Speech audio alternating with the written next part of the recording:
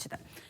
കോഴിക്കോട് കണ്ണൂർ റൂട്ടിൽ സ്വകാര്യ ബസ്സുകളുടെ മിന്നൽ സമരം. കണ്ണൂരിൽ ബസ് കണ്ടക്ടർക്ക് മർദ്ദനമേറ്റതിൽ പ്രതിഷേധിച്ചാണ് പണിമുടക്ക്. ഇവർക്കെതിരെ പോലീസ് നടപടിയെടുക്കുന്നില്ല എന്ന് തൊഴിലാളികൾ പറഞ്ഞു. തലശ്ശേരി വഴി പോകുന്ന ബസ്സുകൾ ഒന്നും സർവീസ് നടത്തുന്നില്ല. മിന്നൽ പണിമുടക്ക് പ്രഖ്യാപിച്ചതോടെ യാത്രക്കാരും വലഞ്ഞു. ടി നന്ദഗോപാൽ വിവരങ്ങൾ നൽകും.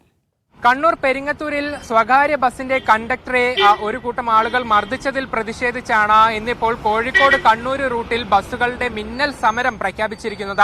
തൊഴിലാളികളാണ് ഈ പണിമുടക്കിലേക്ക് പോയിട്ടുള്ളത്. ഇതോടുകൂടി സ്റ്റാൻഡിൽ കണ്ണൂർ ഭാഗത്തേക്ക് പോകേണ്ടവർ വലിയ പ്രതിസന്ധിയിലേക്ക് ആവുകയും ചെയ്തു. അതിൽ ഇന്ന് രാവിലെയാണ് പെട്ടെന്ന് ഒരു സമരത്തിലേക്ക് ആളുകൾ പോയത്. പിന്നീട് ഈ സ്റ്റാൻഡിൽ എത്തിയവരൊക്കെ KSRTCയെയും ഒപ്പം തന്നെ ട്രെയിനിനെയും ആശ്രയിക്കേണ്ട ഒരു സ്ഥിതിയിലേക്ക് പോവുകയായിരുന്നു. കഴിഞ്ഞ ദിവസങ്ങളിലൊക്കെ ഈ കണ്ണൂർ മേഖലകളിൽ ബസ് തൊഴിലാളികളുടെ ഭാഗത്തു നിന്നും വലിയ പ്രതിഷേധമുണ്ടായിരുന്നു. ഈ റൂട്ടിൽ പല ഭാഗങ്ങളിലായി ബസ്സുകളുടെ സമരവും ഉണ്ടായിരുന്നു. പക്ഷേ കൂടുതൽ വ്യാപകമായ പ്രതിഷേധത്തിലേക്ക് കാര്യങ്ങൾ പോകുന്നു എന്നുള്ളതാണ് കണ്ണൂർ കോഴിക്കോട് റൂട്ടിൽ ഈ ബസ്സുകൾ പണിമുടക്കുന്ന കാര്യത്തിലേക്ക് എത്തിയിട്ടുള്ളത്. ഏതായാലും ഈ പ്രതികൾക്കെതിരെ, ഈ കണ്ടക്ടറെ മർദ്ദിച്ചവർക്കെതിരെ ശക്തമായ നടപടി എടുത്തിട്ടില്ലെങ്കിൽ വലിയ പ്രതിഷേധത്തിലേക്ക് പോകും.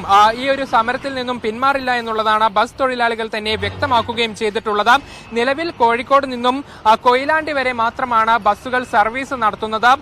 കണ്ണൂർ മേഖല തൊട്ട് പോകുന്ന ഒരു ബസ്സുകളും സർവീസ് നടത്തുന്നില്ല എന്നുള്ളതാണ് മനസ്സിലാക്കാൻ പറ്റുന്നത്. യാത്രക്കാർ വലിയ പ്രതിസന്ധിയിലാണ്. പക്ഷേ തങ്ങളുടെ ഒരു തൊഴിലാളിയെ ആക്രമിച്ച ആളുകൾക്കെതിരെ നടപടിയെടുക്കാത്തത് പക്ഷം വലിയ പ്രതിഷേധമുണ്ടാകും. ഒരു തരത്തിലും സമരത്തിൽ നിന്നും പിന്മാറില്ല എന്ന നിലപാടിൽ തന്നെയാണ് ബസ് തൊഴിലാളികളുള്ളത്. ഏതായാലും ഈ വിഷയത്തിൽ വരും ദിവസങ്ങളിൽ ഒരു ചർച്ചയുണ്ടാകും എന്നുള്ളതാണ് മനസ്സിലാക്കുന്നത്. അതോടൊപ്പം തന്നെ ഈ ആക്രമിച്ച ആളുകൾക്കെതിരെ കൂടുതൽ നടപടി ഉണ്ടാകുമോ എന്നുള്ളതും ആളുകൾ നോക്കുന്നുണ്ട്.